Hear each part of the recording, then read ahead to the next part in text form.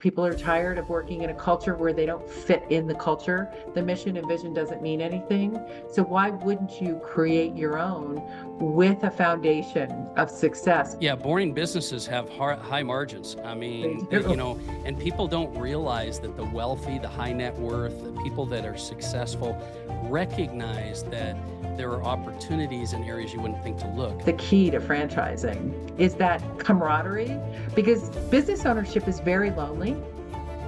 It's very isolating, and it is hard. How many people out there are listening to this work for a company as a W-2 employee and they're working 10, 12 hours, especially now with work from home? Why would you continue to do that? Can you do that for yourself? It's never too late to start creating the life that you were meant to live. And I don't just mean the one you want to live, the one you were meant to live.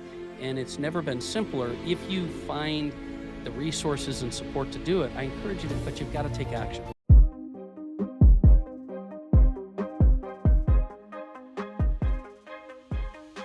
All right, welcome back to the Daily Mastermind. George Wright III with your daily dose of inspiration, motivation, and education. And we are joined today by an expert in franchising, Andrea Dobkin. How are you? I'm well, George. Thank you for having me on the podcast today. I'm excited to have you here. And what's interesting, if you're listening to this for the first time, is, I mentioned franchising, but really there's so much more to the nuances of being a business owner. So, our audience is entrepreneurs, founders, high-level executives, and C-level executives. And many, many people are looking at businesses right now. So let me give you a little background on Andrea. So she's a franchise consultant, entrepreneur advocate, author of The Business Ownership Journey. And her company, Guide to Franchise, is probably one of the most unique individuals I've interviewed here in the last little while, because we started with this topic of franchising, but it very quickly became the nuances of creating a better lifestyle and everything that resonates with the Daily Mastermind. So, Andrea, can you do us a favor and just kind of start and give us a little bit of your background? Like, where do you come from, and why did you get into this particular space in the first place? Absolutely, George. As we talked, when I was young, I had an experience that really changed the trajectory of my life. My dad bought a franchise, and I was about 10 years old at the time. He worked full time, and he bought a lawn franchise. And about 6 months into the business, he came home from work one day and was very upset. He realized that his employees were not cutting lawns, and he closed the business. And fast forward 20 years later, after he passed away, it came back to me. I started working for a franchise brand. It was two friends of mine here in Utah who started a business, and they called me and said, "Would you help us sell franchises?" I said, "Yes, I know nothing about it, but why not?" And that feeling of my dad came back to me at that moment. So I ended up in a business without knowing how I got here, but it was really to impact people's lives so they didn't make the same decision, the same mistake my dad did. Yeah, I love that, because I think that when I was talking to you earlier in the show, I could tell your passion is helping people explore this idea of entrepreneurship or business ownership or whatever. And I think a lot of people maybe think of franchises as restaurants and things like that, and they don't realize just the depth of what there is. So why would you help me to define for people listening franchising, and why did you go into franchising versus just business ownership and entrepreneurship in general? A great question. Franchising offers a blueprint unlike any other business that I've ever seen. And when you look at the trajectory of franchising way back when to Singer sewing machines, that's how long franchising, over 100 years, has been around. The goal is to provide a blueprint of success for people. You know, one of the things when you look at entrepreneurs specifically, people want to feel entrepreneurial, but not everyone is. Not Mm. everyone is a visionary and can create a brand and really deliver on that brand promise. Many of us are intrapreneurial. We need that blueprint and the system to follow and the procedures. And one of the things we talked about as well, and I get a chuckle about this when I talk about it, there's a lot of entrepreneurs out there. They're Yeah. immobilized, right? They're constantly watching every podcast about entrepreneurs and business owners they can find, and they never take that step. So I'm here to encourage people to talk to someone, to find out, is this for me? Because people are tired. People are tired of working in a culture where they don't fit in the culture. The mission and vision doesn't mean anything. So why wouldn't you create your own with a foundation of success? Because you've got someone who's built a brand, a founder who built a brand 20 years ago, and they have 100 franchisees. And you get to do that research and validation to find, is this the brand for you?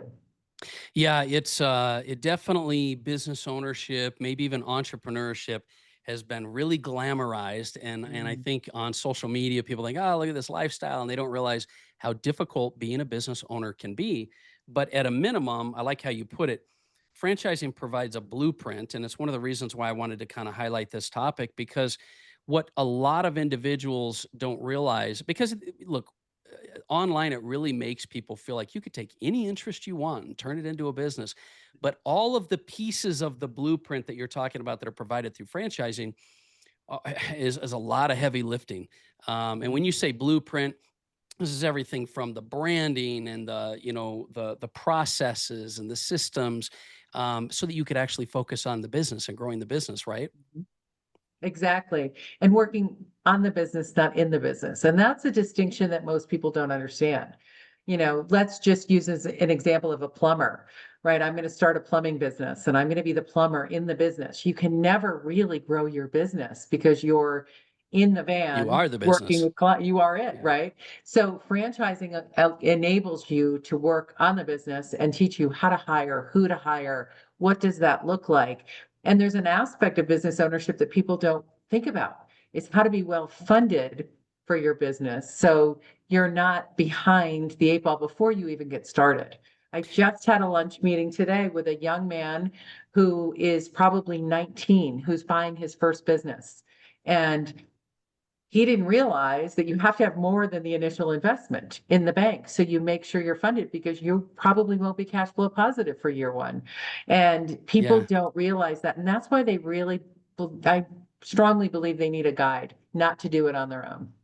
Yeah, and I want to get into in a minute here some of the strategies and tactics on how to be successful, but also how to choose a franchise. But maybe you could start by helping us to identify who who do you work with normally that would be a good candidate? Because we might have people listening to this that they're really successful at their job right now, or they've got a C-level position, or they've got a career. Are you talking generally individuals that would pivot out of that into a franchise, or who would be an ideal candidate to potentially purchase a franchise?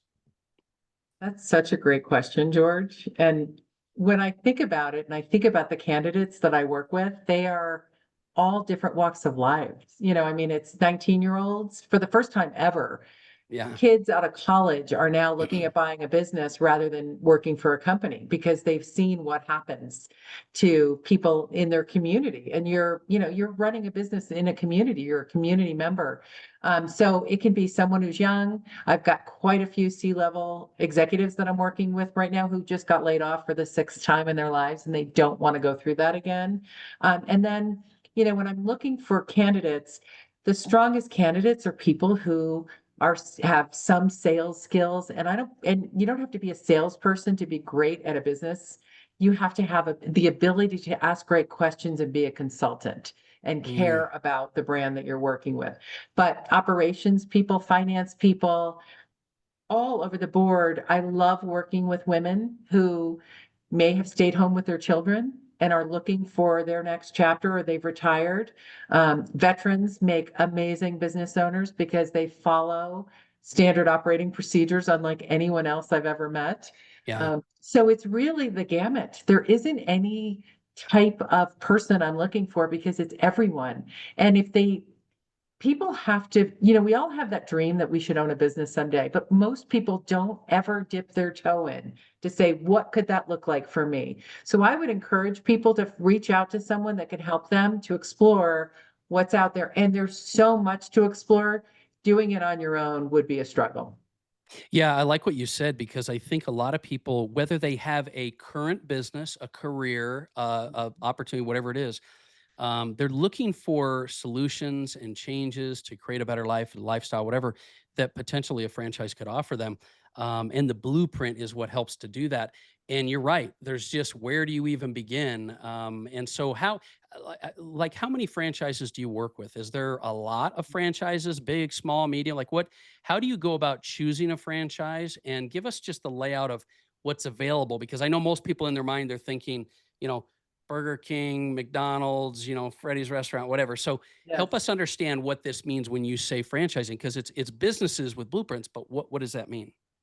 Great question. It's funny when I meet someone and they say, "What do you do?" And I tell them I'm a franchise advisor. Usually they step back and they said, "I would never buy a McDonald's." Well, McDonald's is not looking for you. They've got enough franchisees. Yeah, So right. it's interesting. In the United States, at any given year, there's about 4,000 franchise brands. Mm, And food and beverage is the most popular. That's what people know. There's typically about 300 categories within that 4,000. I represent 800 brands in about 70 categories, and they cover anything from food and beverage to children's enrichment programs to home service brands to logistics and shipping and everything you can ever imagine. And one of the most popular categories right now is the home service brand category. People call me and say, "I'm looking for a boring business," because they're home based, fencing, flooring, lawn, pest control, trades, and the margins are high. So it's typically a technician in a van is how you grow a business.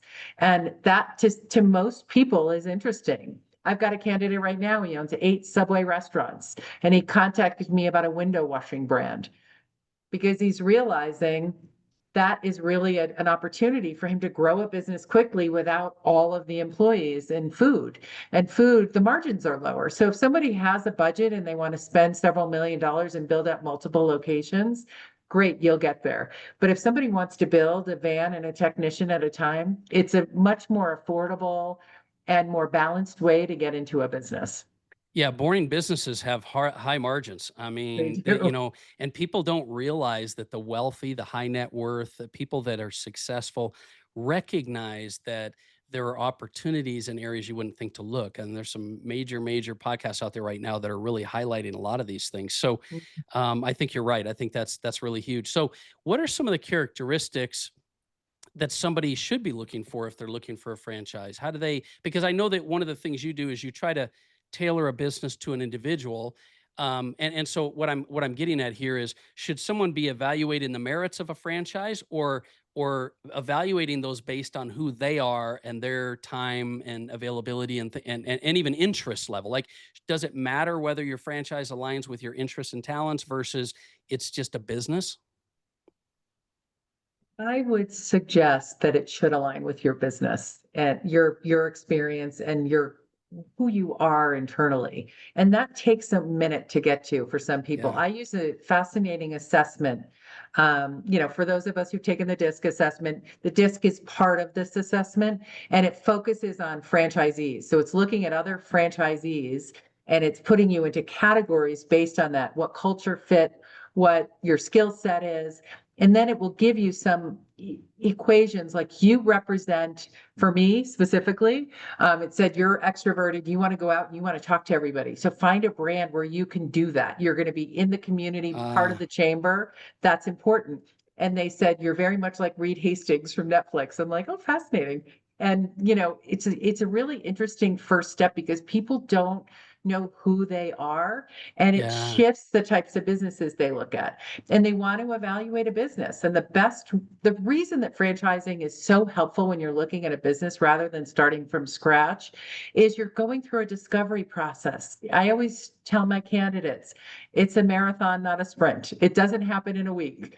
So you're going to get that franchise disclosure document, and in there is all the regulations, what you do, what the franchisor does, what's the investment, and then the earnings claim of their average unit volume for their locations, but all the franchisees are listed in there. So you get to validate with existing business owners to talk to them about what's the experience like, how is the training, what's the support, because again, that blueprint is key. But then what happens ongoing when you're struggling or you're having a great day? Who do you call? You have that support person, and I've done that in the past.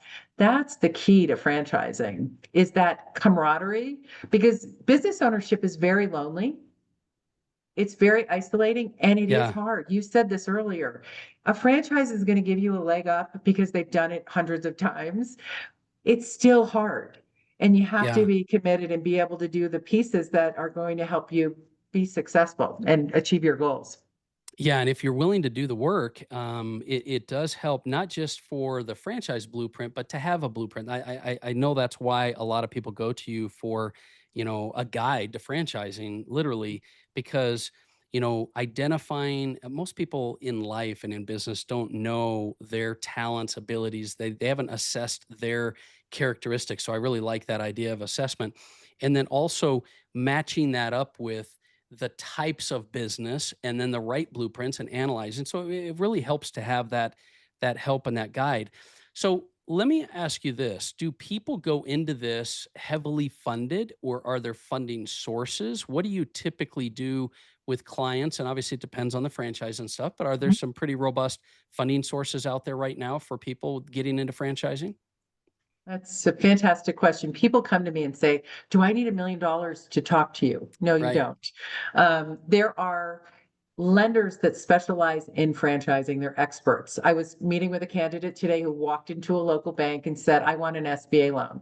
It's going to take 3 times as long to work with a local bank than it would to work with a franchise lender. There's SBA, there's unsecured lending. Several people use home equity lines of credits. There's 401k rollovers. There are tons of options, but with franchising, there's a franchise registry with the SBA. And the franchise you're looking at has to be on that registry to get the funding. So Mm, I work with a handful of experts and they'll take them through the process and make it less painful. Rather than you writing a business plan and a pro forma, they'll help you with that. So there's options, and you typically have to have somewhere between 15 and 25% in cash and liquid capital for the loan that you're applying for. So it makes it much more manageable, and you've got experts holding your hand through the process, and that's what this is all about. I also work with franchise attorneys. So when you're signing your first franchise agreement, it's nice to have an attorney who understands franchising, mm. review it and say, "Here's a couple of things that I would recommend you go back and negotiate." It's all about resources. Yeah, and I can tell you've one of your skill sets is you like to simplify the process for people Mhm. because you've been through it so many times, and so I imagine that's why you wrote the book, The Business Ownership Journey. Maybe you Mhm. could tell me a little bit about what the book's goal is. What do you do with the business ownership journey, and why did you decide to write the book? Well, I decided to write the book as I was launching my broker business, my advisor business. People again have that dream, they want to buy a business, but they have no idea which route to take. So they dream about, what if they started something on their own, and they Mm, don't research different options. Is it franchising? Is it start a business on your own? Is it solopreneurship versus, having employees? So the book really explores all of those options and what the pitfalls are and what the goals are for each one of them. They all have merit, but what works for you and who you are, and understanding, you said that earlier, really understanding what's important to you, your culture, your mission, what are your long-term goals, and identifying that is really what the book's about. so it's definitely something that could help people gain some clarity, right, on where they're going and what they want to do. And I think that the assessment is a great idea too, so that people can really understand how they fit in this whole world. So, what I was going to ask you, what are the current trending franchises? What has the market made a big shift in, because of the onset of AI and because the market's changed so much and it's so noisy? What do you see emerging trends as far as franchising is concerned?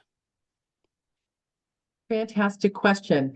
Um, we're just seeing so many more home service brands popping Mm, up. There's, what I love about emerging brands, you just used the word emerging, and that's where my background came from. I've always launched a franchise brand from scratch without any franchisees.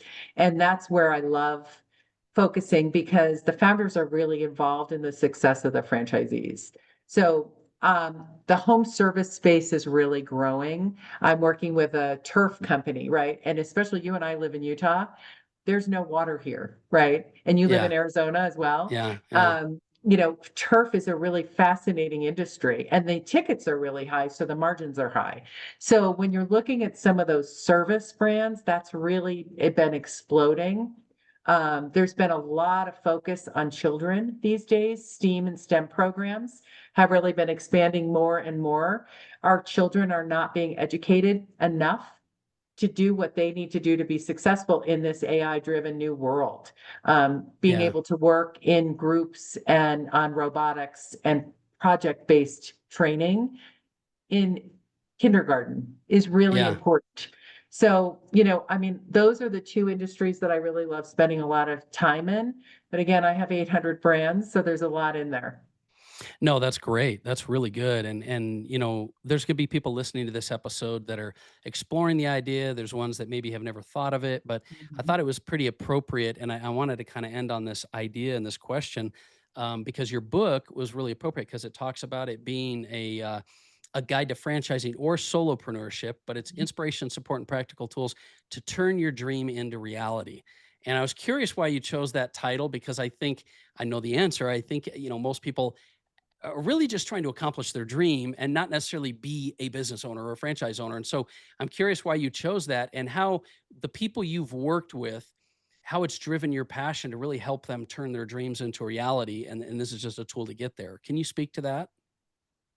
Absolutely. Again, it goes back to, I think for me, being a little girl and thinking, I'm going to say something you might think is very strange. When we used to play Barbies when I was little, I used to be the business Barbie. I was never the teacher or Oh, the that's mom great. Barbie. I was the business Barbie, and I always wanted to have a briefcase in my hand. So, I think we live in a culture here in America where there's a dream, and the dream is to have your own business or to be able to be an executive, whatever that looks like. That doesn't work for everyone, an executive role, but having your own business, something you can say, I own this, it's mine, because we work really hard. Mm, How many people out there are listening to this work for a company as a W-2 employee and they're working 10, 12 hours, especially now with work from home?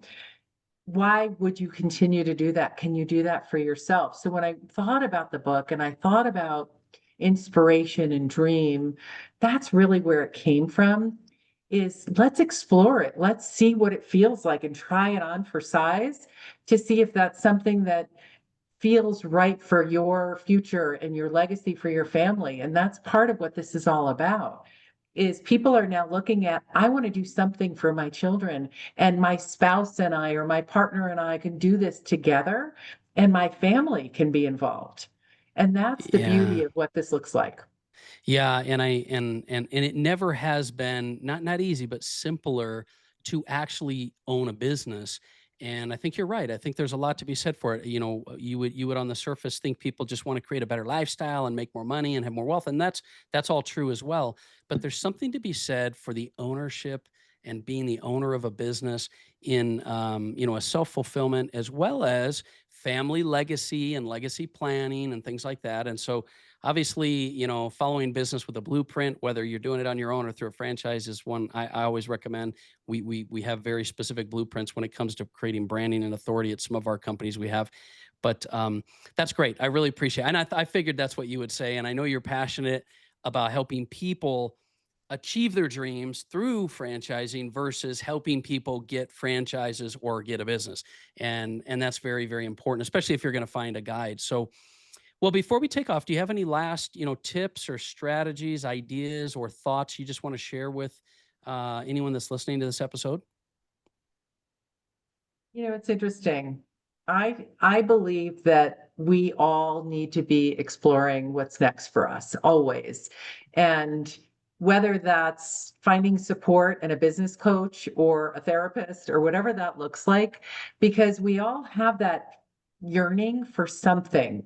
And doing the same thing over and over and being unhappy is what the definition of insanity. Yeah, And how can we do it different today at this moment? What can we explore that might give us some feeling of belonging and success that we didn't think we could ever achieve? Because it's achievable.